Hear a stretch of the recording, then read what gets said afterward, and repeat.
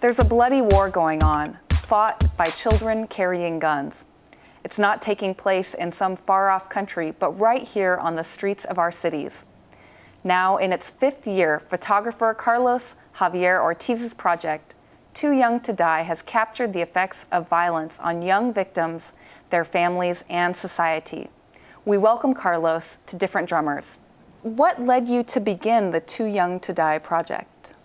Well, I started covering crime in the city for a project, Chicago in the year 2000, about 10 years ago. And I started photographing out in the streets, and what I started seeing was that most of the victims are youth at young ages, from anywhere from 13 to about 20, 24. And this really took a toll on, not a toll on me, but it kind of bothered me to see it happening on the streets, and I really wanted to go out and document it. Sure. So I started in 2006 photographing the aftermath of violence in Chicago and also other cities like Philadelphia. How has your experience growing up in Chicago been reflected in the photographs that you have taken for the project? That's a good question. I went to high school on the Northwest Side at Schurz High School, and every summer, kids, a lot of youth my age didn't come back from their summer breaks because some were shot or injured, and also some were incarcerated, kids I sat next to. So I really had experienced that as a youth, and most kids today are experiencing the same things in Chicago. In the 19th century, photographer Jacob Riis galvanized public opinion about slums in New York. Do you hope that your photographs will have the same effect? I really do. One of the big problems that's happening in any city in the United States that gun violence is taking a toll on, it usually happens to minorities and who live in poor communities, and that's one of the problems that we need to address is poverty, because poverty is very connected to this issue. So tell us about some of the photographs in the project. So this picture here is after a young boy by the name of Darius Mitchell was shot. He went to a Catholic school. He actually wasn't counted as one of the 33 or 34 CPS students shot that year because he went to Catholic school. He was at a party, nothing to do with the shooting or nothing to do with the argument, but he was caught in the crossfire, and that's his cousin walking through a school. This photograph here is Arnie Duncan is in front of Sarkeisha Reed's home after she was shot. She was getting ready to go to school in early 2006, and a bullet from an AK-47 pierced through the window and hit her.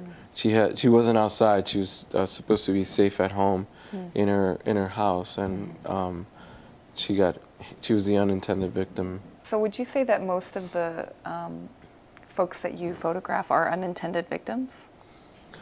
Well, I mean, some are intended.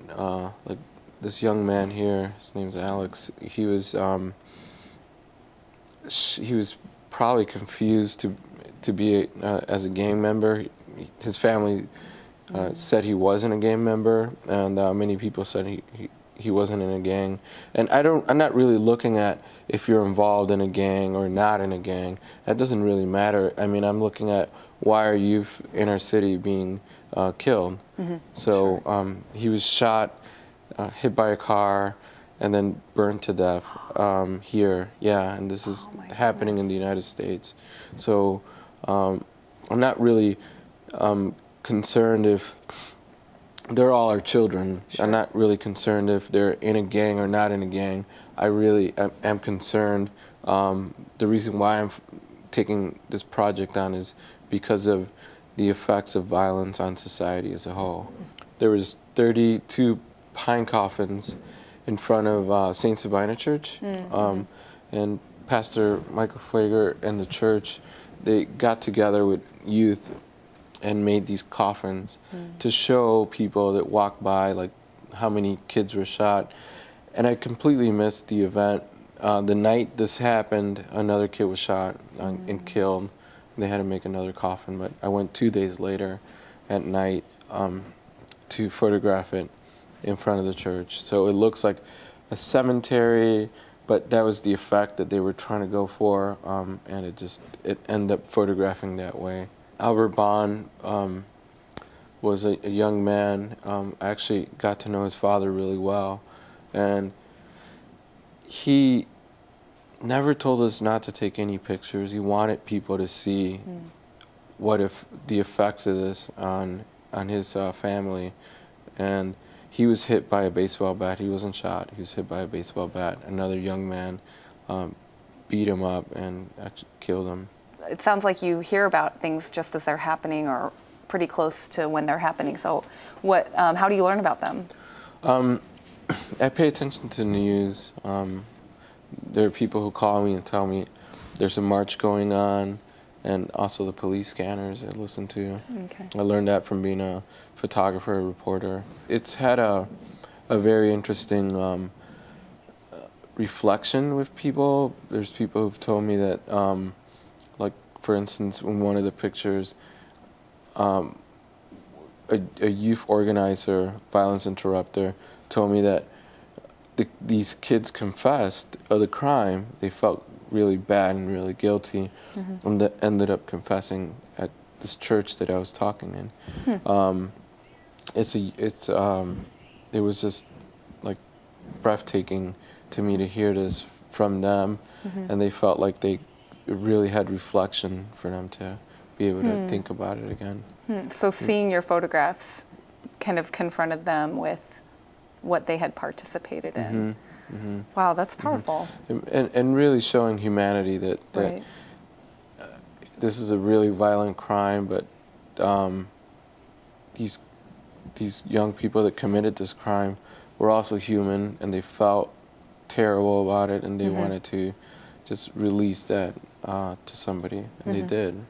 Well, thank you, Carlos, for joining us. It's been a real pleasure to hear more about the Too Young to Die project and about your own sense of passion and call and ministry in this type of work.